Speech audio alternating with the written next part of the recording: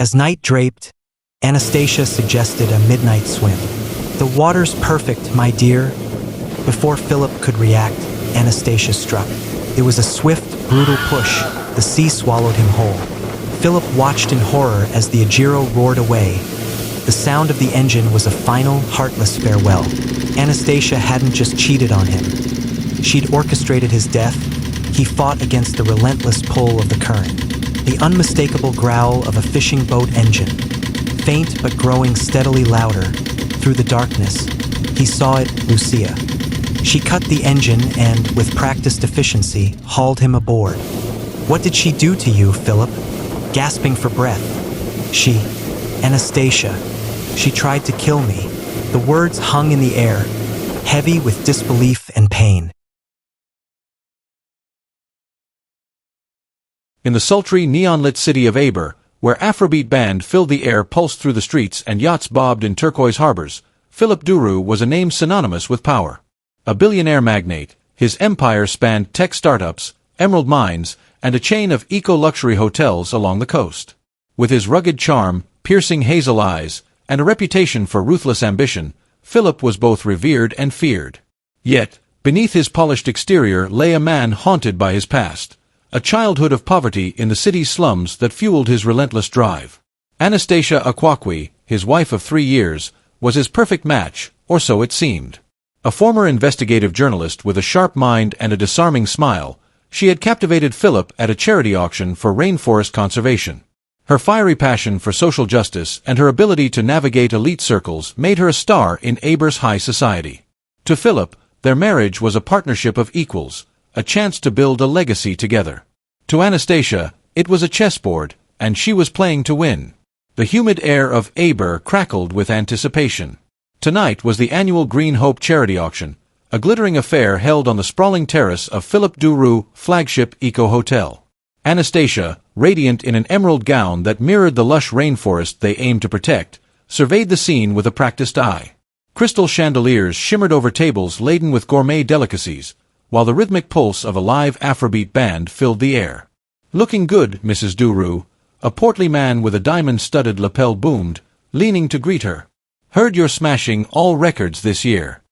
Anastacia smiled. "We're certainly trying, Mr. Paul. Philip has generously donated a week-long stay at our new eco-lodge in the Amanda, and there's a rare orchid up for grabs donated by the indigenous Wawa tribe. We're hoping to raise enough to fund our reforestation project in the Udi Hills." Indeed, the auction was a roaring success. The funds poured in, promising to safeguard crucial rainforest habitats, support sustainable agriculture initiatives, and empower local communities. But for Anastacia, it was more than just philanthropy. It was building her platform, solidifying her image as a champion of the environment, a woman of conscience. Little did Philip know, the chessboard was set, and Anastacia's moves were far more intricate than he could imagine. Their story, the one everyone knew, the one that graced the glossy pages of society magazines, began at the very same auction, 3 years prior. Hello guys, haven't subscribed yet? Please subscribe now, hit the like button, and leave a comment to help. Philip, drawn to Anastacia's sharp wit and unwavering conviction, her impassioned speech about illegal logging, had impulsively bid an exorbitant sum for a painting she had curated for the event. He'd sought her out afterward, captivated by her intelligence and the genuine fire in her eyes when she spoke of protecting the rainforest. He remembered that night as a fairy tale. They'd talked for hours, sharing their dreams and ambitions under the starlit sky. He, the self-made titan, yearning to leave a positive mark on the world. She, the idealistic journalist, dedicating her life to uncovering injustices and giving voice to the voiceless. He'd found a partner, an equal, someone who understood his drive and shared his vision. Or so he thought. The truth, however, was steeped in a darker narrative, a tale of deception and calculated ambition. Anastacia's interest in Philip had been far from accidental. She had been painstakingly investigating his empire for years, trying to know how he runs his businesses. Her mission was not driven by a desire to build a legacy with Philip, but to explore him. She had meticulously planned her entry into his life, crafting the image of the passionate advocate, the perfect match for his public persona, all to gain his trust and siphon his wealth. The early days of their courtship, she disguised her true intentions. She'd feigned interest in his business ventures, asking probing questions under the guise of understanding his vision. She'd met his inner circle, observing their interactions, gathering information like a skilled operative. The more she learned, the more she realized the depth of Philip's large business empire. To Philip, their marriage was a partnership of equals, a chance to build a legacy together. To Anastacia, it was a depth, and she was playing to win. Shadows of doubt. The first cracks appeared quietly, like ripples on a still lake. Philip noticed Anastacia's frequent work trips to Emin, her cryptic texts, and the way she deflected questions about her new consulting firm. Her once warm affection turned performative, her laughter a little too sharp. When he asked about her late nights, she'd brush him off with a kiss and a teasing, "Don't be so paranoid, my dear." One stormy evening, Philip hosted a gala at their oceanfront villa, its marble terraces overlooking Eber's glittering skyline. The event was the talk of the town. Months in the making, every detail had been meticulously planned. The vibrant orchids flown in from Emin, the celebrity chef flown in from Guana, the guest list studded with the most influential names in the Cantrona elite. It was all for a good cause, to fund clean water initiatives, a cause Philip championed in memory of his mother, who died from contaminated water in the slums of Udi. The air thrummed with pomp and pageantry. Socialites dripped in emeralds and whispered secrets behind jeweled fans. Politicians, their faces etched with practiced smiles, pressed palms and made promises they likely wouldn't keep.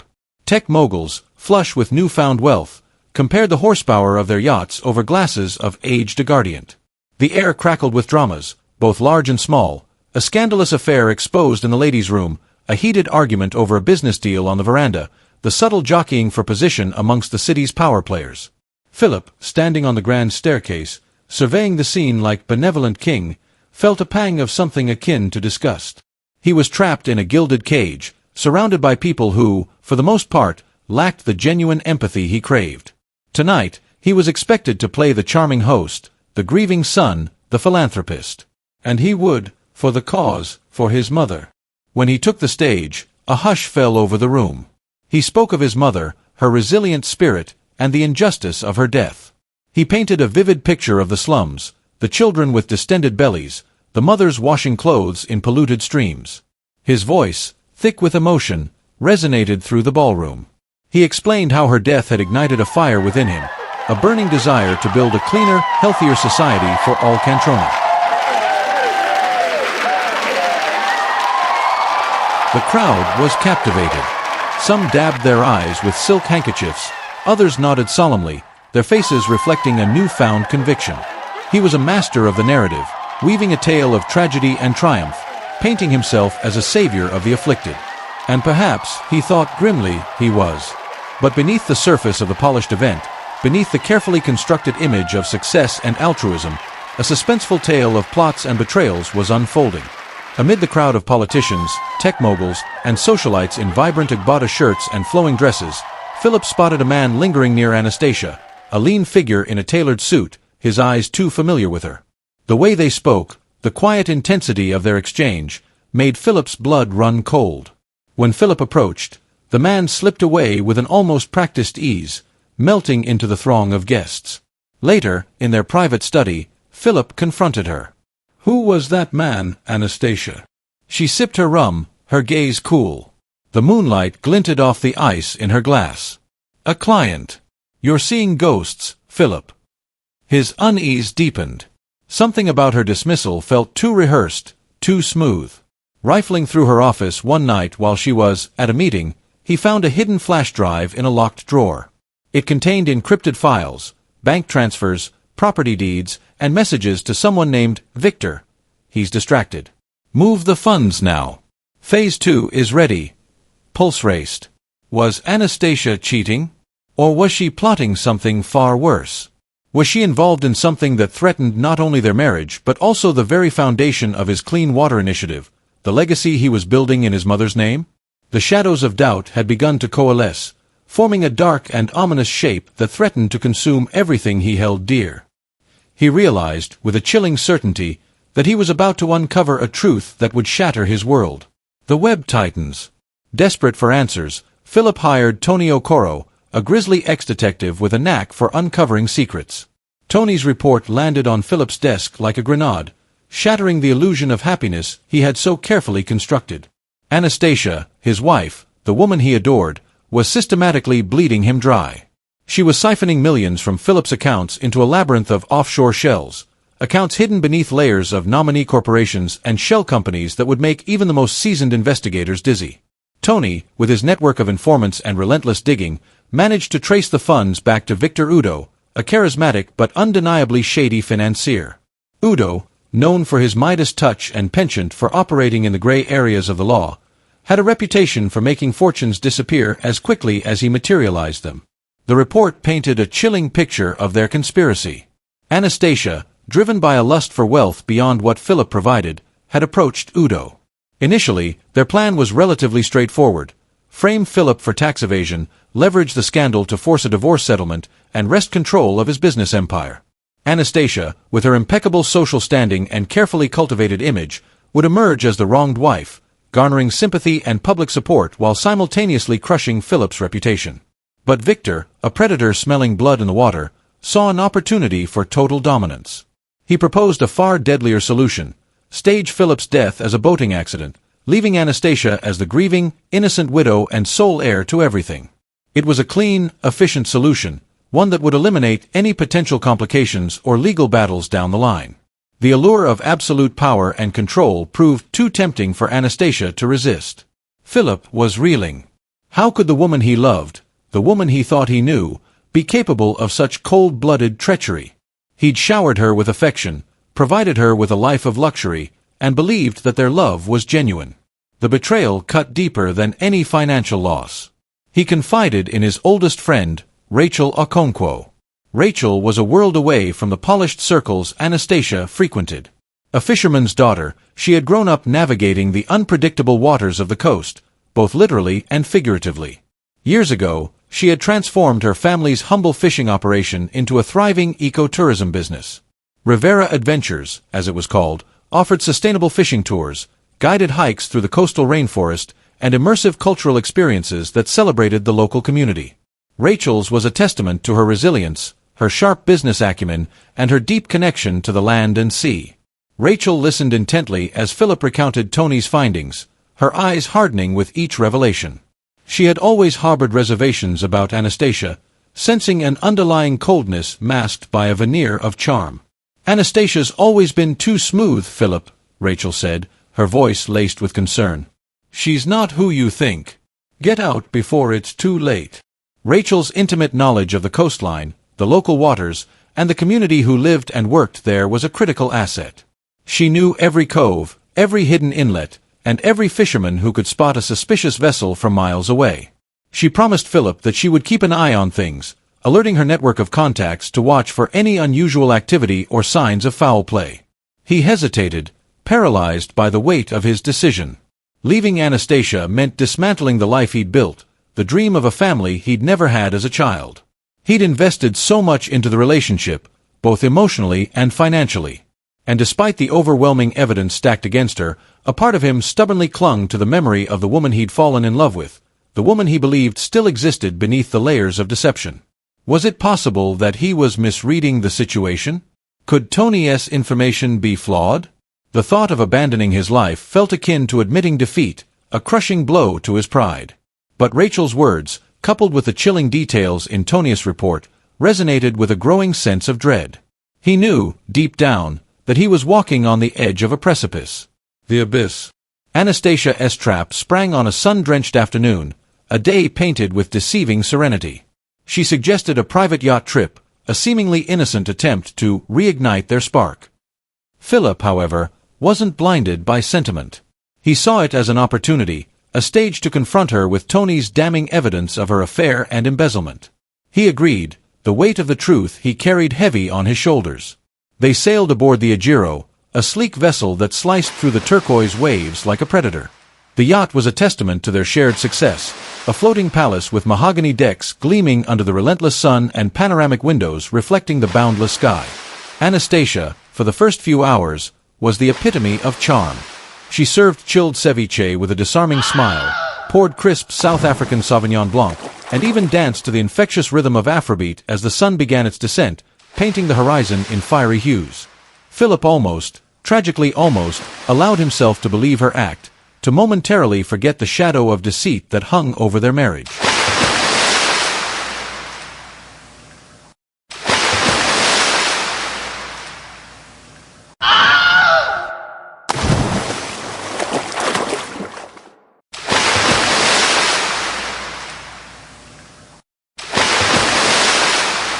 As night draped the sea in velvet darkness, punctuated only by the distant shimmer of stars, Anastacia suggested a midnight swim.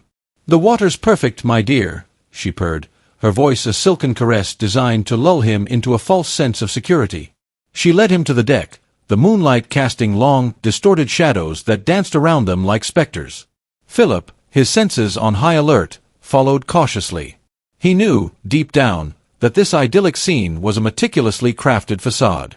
As he leaned over the railing to check the ladder leading down to the water, a flicker of cold calculation flashed in Anastacia's eyes. In that instant, time seemed to slow, each moment stretching into an eternity. Before Philip could react, before he could even process the venomous intent radiating from her, Anastacia struck. It was a swift, brutal push, delivered with chilling precision. The force of it sent him hurtling forward, the world tilting violently before the icy grip of the sea swallowed him whole. He plummeted into the churning depths, the frigid water stealing his breath in a searing shock. The darkness closed in around him, thick and unforgiving, the weight of the ocean pressing down on him with suffocating force. Flailing desperately, struggling to orient himself in the disorienting darkness, Philip watched in horror as the Ajiro roared away, its navigation lights fading into the vast black canvas of the night. The sound of the engine was a final, heartless farewell.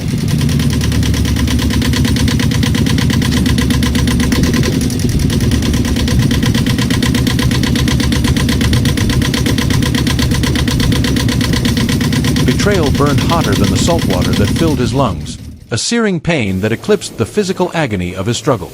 Anastacia hadn't just cheated on him, hadn't just stolen from him. She'd orchestrated his death, planned his watery grave with cold, calculating precision. He fought against the relentless pull of the current, his muscles screaming in protest. After what felt like an eternity, his hand brushed against something solid. It was a piece of driftwood, small and insignificant, but a lifeline in the unforgiving abyss. Exhausted, his body trembling uncontrollably, Philip clung to it with a desperate tenacity, the rough wood digging into his skin. He bobbed helplessly in the inky blackness, the vastness of the ocean amplifying his solitude and despair. As his strength ebbed, as the cold seeped into his bones and he felt himself drifting closer to oblivion, a distant sound cut through the silence. The unmistakable growl of a fishing boat engine.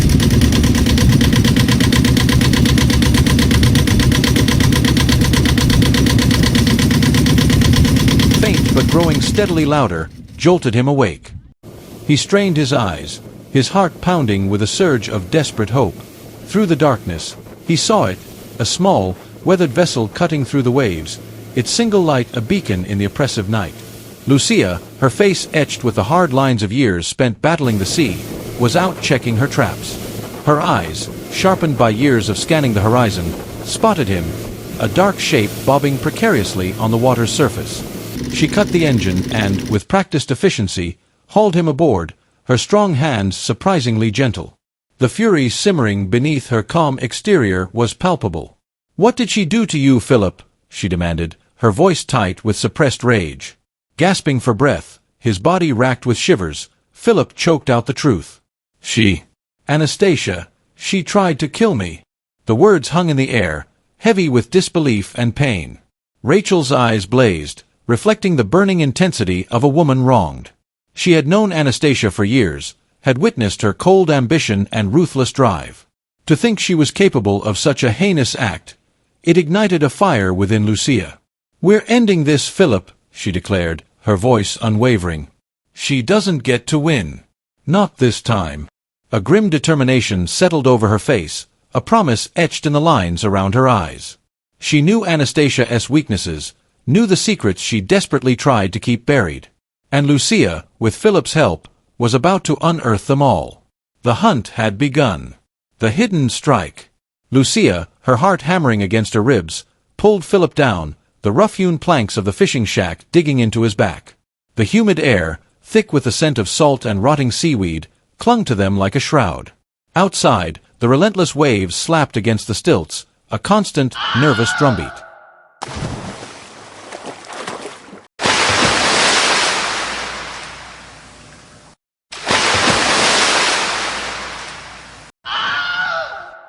"Lower, Philip," she hissed, maneuvering his broad frame behind stacks of sun-bleached fishing nets and rusty lobster traps. Dust motes danced in the slivers of sunlight that pierced through the gaps in the aged wood, illuminating the desperation etched on his face. "Are you sure this is safe, Lucia?" His voice, usually a commanding baritone, was a low growl, raw with disbelief and betrayal. "Safer than Aber," she replied, her dark eyes unwavering. She grabbed a tattered tarp, once used to protect catches, and draped it over him, obscuring his silhouette. The smell of fish oil and brine threatened to choke him, but he remained still, trusting her implicitly. Rachel knew the shack like the back of her hand. It was her grandfather's haven, a place where he'd mended his nets and told her stories of the sea. Now, it was a sanctuary for a man unjustly declared dead. She'd chosen it not just for its isolation in the mangrove-lined cove, accessible only by a narrow, winding channel hidden from casual observation, but also for its disrepair. No one would suspect it housed a fugitive, least of all Philip, heir to the Star Empire. She waited, listening. The mournful cry of a seagull echoed overhead. The only other sound was the rhythmic creaking of the shack, a soundtrack to their precarious reality. Once she was certain the coast was clear, she retrieved her satellite phone, an expensive piece of technology usually reserved for emergencies at sea. This was certainly an emergency. Philip watched her dial, his gaze fixed on the weathered planking. The disbelief on his face transformed into a grim resolve. "I trust you, Lucia," he whispered, his voice heavy with emotion. "More than I trust anyone right now." Rachel forced a smile, a fragile beacon in their storm. "You always have, Philip. Now, let's get you out of this mess." The phone crackled to life, and after a tense moment, Tony's voice boomed, filled with shock. "Philip. Oziza. Aber thinks you're dead, friend. Anastacia is selling your hotels and crying crocodile tears for the cameras." Philip's grief turned to steel. The injustice, the sheer audacity of their betrayal, hardened his resolve. "She thinks I'm gone. Let's use that." With Tony's help, a digital phantom materialized. He navigated the murky waters of Anastacia's finances with the skill of a seasoned diver. It didn't take long to uncover a labyrinth of fraud, a twisted network of offshore accounts and shell companies. Victor, Anastacia's ruthless consigliere, was funneling money into a Cayman Islands trust, a secret escape route. Meanwhile, Anastacia, draped in black and radiating false sorrow, was preparing to liquidate Philip's emerald mines, the jewels of his empire, at a suspiciously low price to a shadowy corporation based in Zurich. The vultures were circling. But financial chicanery wasn't enough. Philip needed concrete proof of the murder attempt. He tossed and turned each night thinking of the moment he was pushed overboard. Then it struck him, a memory surfaced from the depths of his mind. The Ajiro, his luxury yacht, was equipped with state-of-the-art onboard cameras, installed after a piracy scare a few years ago. Tony, a master of hacking and digital espionage, dove into the Ajiro's database. The hours that followed were agonizing. Rachel brewed strong, bitter coffee, the only comfort available in their damp hideout. Finally, Tony delivered. "I have it, Philip." Hello guys, haven't subscribed yet? Please subscribe now, hit the like button, and leave a comment to help. "I have the footage." The flickering image on the satellite phone screen was undeniable. There it was, a clear shot of Anastacia, her face a mask of cold, calculated malice, pushing Philip overboard into the churning waters of the Caribbean. The scene played in a horrifying loop, a testament to her betrayal. It was the key to her downfall, the irrefutable evidence he needed. But revealing the truth outright was too predictable. Philip wanted to dismantle their entire facade, to expose their greed and treachery to the world. He needed to sow chaos, to watch their carefully constructed lies crumble around them. Lucia, with her extensive network of dockside contacts, was the perfect catalyst. Leaning against the bar in the Salty Siren, a dimly lit cantina where gossip flowed as freely as rum, she began to weave her tale. She spoke of a fisherman who'd rescued a man from the sea, a man bearing a striking resemblance to the late Philip Starr. He was injured, disoriented, but alive. The rumors, whispered in hushed tones, spread like wildfire through Eber's underbelly, carried on the salty breeze. The whispers reached Anastacia, shattering her carefully constructed grief. At first, she dismissed them as drunken hallucinations, the product of too much aguardiente. But the persistence of the rumors, the unsettling glances she received in the streets, began to chip away at her carefully cultivated composure. Victor, ever the pragmatist, urged her to flee. "Anastacia, this is madness. We have the money. We can disappear. Let Aber believe what it wants." But Anastacia, blinded by ambition and the intoxicating taste of power, refused. She had come too far. She wouldn't be driven out by a ghost. She insisted on one final audacious move, a grand memorial gala, a lavish celebration of Philip's life, to cement her narrative and secure new investors for the empire she was about to inherit, or rather, steal. It would be her crowning moment, a final performance to convince the world of her grief, and simultaneously, her innocence. It was a dangerous gamble, but Anastacia, fueled by greed and arrogance, believed she could win. She had no idea that Philip, hidden in the shadows, was already setting the stage for her downfall. The unveiling. The gala, held in Eber's opulent theater, was a blatant exercise in fabricated grandeur. The theater, a relic of a bygone era, had been meticulously transformed into a jungle of orchids, their exotic perfume thick enough to choke on. Cascading arrangements, in shades of deep violet and stark white, clung to the velvet drapes that framed the stage. The air vibrated with the pulse of a live Afrobeat sound band, their rhythm a frantic undercurrent to the clinking of gold-rimmed champagne flutes. Waiters, impeccably dressed in starched white uniforms, navigated the throng of Eber's elite, their faces carefully neutral masks. Crystal chandeliers cast a dazzling, almost blinding light, reflecting off the jewels that adorned the necks and wrists of the guests. Each detail, from the imported caviar to the hand-painted ceiling murals, had been exquisitely curated to scream wealth and power. Anastacia, the architect of this gaudy spectacle, stood poised on the stage, a shimmering emerald gown clinging to her like liquid moonlight. The dress, rumored to have cost more than a year's salary for the average Star resident, was a calculated statement. Her voice, however, was a studied contrast, tremulous and laced with a practiced sorrow. Philip's vision for Aber lives on. I dedicate this night to his memory. The applause swelled, a deafening wave of manufactured sympathy.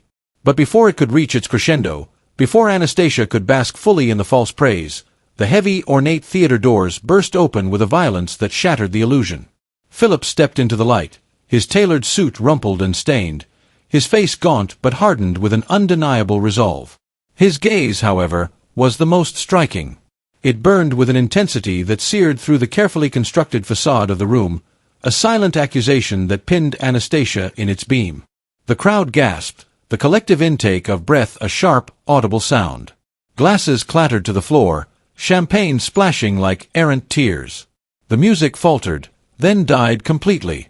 Anastacia froze, her carefully crafted composure shattering like a dropped mirror. The emerald gown suddenly seemed to amplify her vulnerability, turning her into a fragile, cornered creature. "Surprised, Anastacia?" Philip's voice cut through the silence, a low, dangerous rumble that echoed through the stunned theater. It wasn't the voice of a grieving husband, it was the voice of a man who had clawed his way back from the brink, a man fueled by betrayal and a thirst for justice. Reporters, sensing the seismic shift in the room, surged forward, their cameras flashing with a manic energy. The flashes momentarily blinded Philip, but he held his ground, a granite figure against the backdrop of artificial glamour. He held up a tablet, its screen glowing with an ominous light. "Let's honor my wife's true legacy." With a deliberate press of the screen, he played the Ajiro footage on the theater's massive screen, transforming the celebratory scene into a stark, undeniable exposé. The grainy images depicted Anastacia's calculated sabotage of the project, her cold, ruthless efficiency in orchestrating its failure. The crowd erupted in shock, murmurs of disbelief turning into gasps of outrage. The gilded cage of the theater suddenly felt like a prison, each of them trapped within the confines of Anastacia's deceit.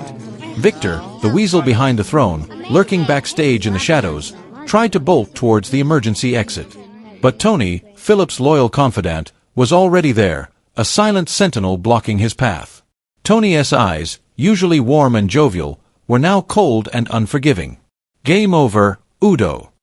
Anastacia stammered, her voice cracking with desperation. "This is a setup. He's lying. This footage is doctored." But her protests rang hollow, diluted by the visual evidence unfolding on the massive screen.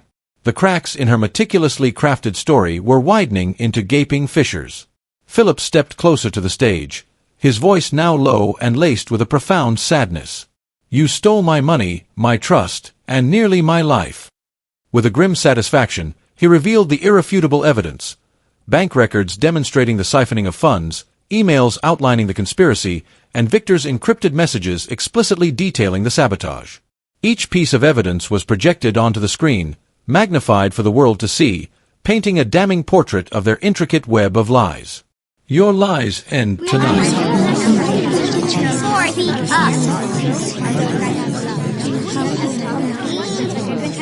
Police, alerted by Tony, hours earlier, swarmed the gala, their presence a jarring intrusion in the world of caviar and champagne. Anastacia, realizing the walls were closing in, lunged for an exit, her emerald gown swirling around her like a shroud. But Lucia, a woman who had worked tirelessly on the Ajiro project and who had genuinely admired Philip, blocked her path, her eyes blazing with righteous anger. "For Philip." The officers quickly moved in, their cuffs gleaming under the bright lights of the chandeliers. Anastacia and Victor were apprehended, their empire of deceit collapsing around them like a house of cards. The trial gripped Aber like a fever. Every detail, every whispered secret, was dissected and analyzed by the ravenous media. Philip's testimony, steady, unflinching, and delivered with a quiet dignity, nailed the coffin shut on Anastacia's lies.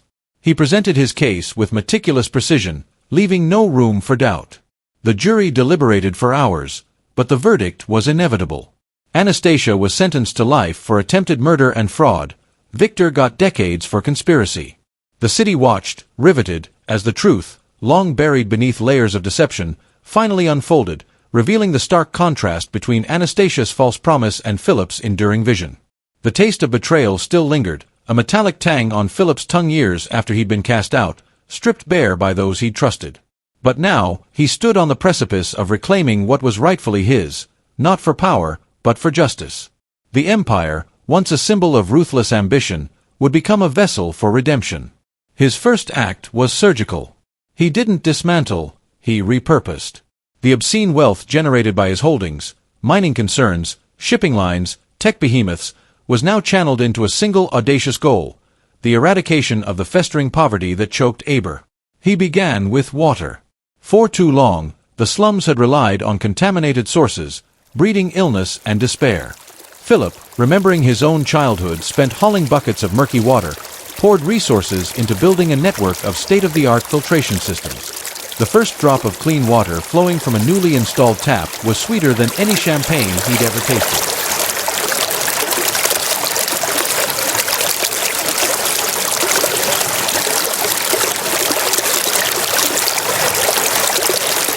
Next came education.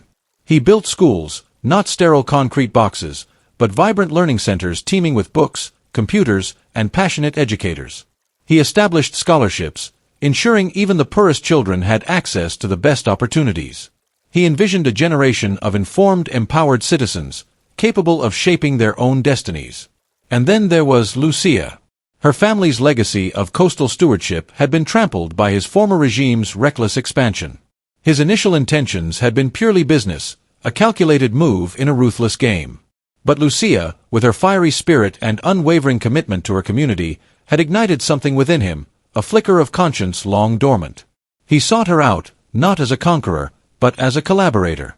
Together, they launched Eastern Clean Up, a coastal conservation initiative designed to restore damaged ecosystems and promote sustainable fishing practices. He saw the flicker of hope in her eyes, and it fueled his own. But trust was a fragile thing, shattered and painstakingly pieced back together. He needed someone he could rely on implicitly, someone who knew the viper's nest of his former life. Tony, his childhood friend, the man who had taken the fall for Philip years ago, was that man. Released from prison, a ghost of his former self, Tony was nonetheless fiercely loyal. Philip offered him the position of security chief, not just to protect him, but to ensure no one ever again exploited the vulnerable. Tony accepted, his eyes filled with a quiet understanding. "They won't see you coming this time, Chief," he rasped, his voice roughened by years of regret. The press conference was a gauntlet. The vultures of the media descended, eager to dissect the fallen billionaire returned from the shadows. Standing on the steps of his revamped headquarters, the dawn sun glinting off the glass facade, Philip faced them unflinchingly. Behind him, a throng of Aber citizens, their faces beaming with newfound hope, offered silent support. "Betrayal pushed me into the abyss," he declared, his voice resonating with newfound conviction. "I was blinded by ambition, consumed by greed. But I climbed out. I saw the damage I inflicted, the lives I disregarded. Aber deserves a future built on truth, on justice, on hope. I am here to dedicate my resources, my knowledge, and my life to building that future." The reporters swarmed, peppering him with questions about his past, his motives, his intentions. He answered them all, honestly and without evasion. He laid bare his flaws, his mistakes, his transformation. He knew many would remain skeptical, but he was determined to prove himself through action, not just words. Later, as the fiery sunset painted the sky in hues of orange and purple, Philip sat in his villa's garden, the intoxicating fragrance of bougainvillea filling the air. He was surrounded by the sounds of the city, the distant rumble of traffic, the laughter of children playing in the streets. He felt a quiet resolve settle within him. The billionaire's world had nearly broken him, but he had emerged stronger, wiser, a man who had turned treachery into a beacon of hope. The path ahead would be long and arduous, fraught with challenges and setbacks. But he was no longer alone. He had Lucia, Tony, and the unwavering support of the people of Aber. And that, he realized, was a power greater than any empire. His redemption had only just begun. The whispers of doubt and the lingering fear of betrayal might always haunt him, but he would meet them head-on, fueled by the dawn he was building, brick by hopeful brick, for the city he now called home. Hello guys, I hope you enjoyed our stories. Please hit the like button, leave a comment below and subscribe to our channel.